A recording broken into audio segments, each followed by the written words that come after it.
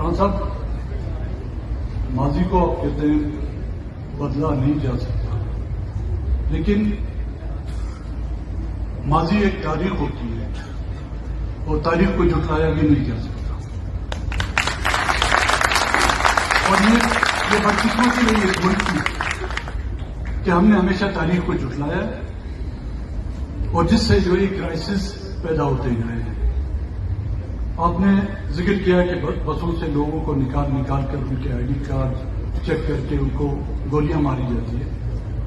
ہم نے کبھی بھی ان کو انڈورس نہیں کیا، جو غلط ہے ہم نے اس کو غلط کیا، لیکن وہی حرکت اگر سیکورٹی فورسز کر رہے ہیں کہ گھروں سے جا کے ان کے آئی ڈی کارڈ چیک کر کے حیات بلوچ کو اس کی ماں، اس کے باپ کے سامنے اس کی ماں کا دوپٹہ سر سے اٹھا کر اس کے ہاتھ پیر باندھ کر اس کے سامنے گولی سیکورٹی فورسز مارتی ہیں۔ یہی تعلیمی اداروں میں، اسلام آباد کے تعلیمی اداروں میں، یہاں پر لوگ نوجوان ہمارے بیٹھے ہوئے ہیں، لاہور کے تعلیمی اداروں میں جو کمیشن بنایا گیا تھا اسلام آباد ہائی کورٹ کی طرف سے، جس کا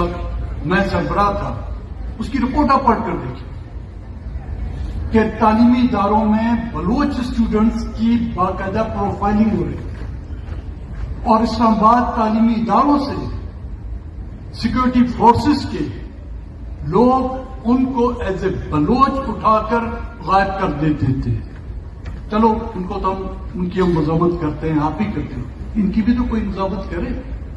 ان کو تو ہم روک نہیں سکتے نا، ان کو آپ کہتے ہیں دہشت گرد، یہ تو محافظ ہیں، انہوں نے تو پاکستان کے آئین کی وفاداری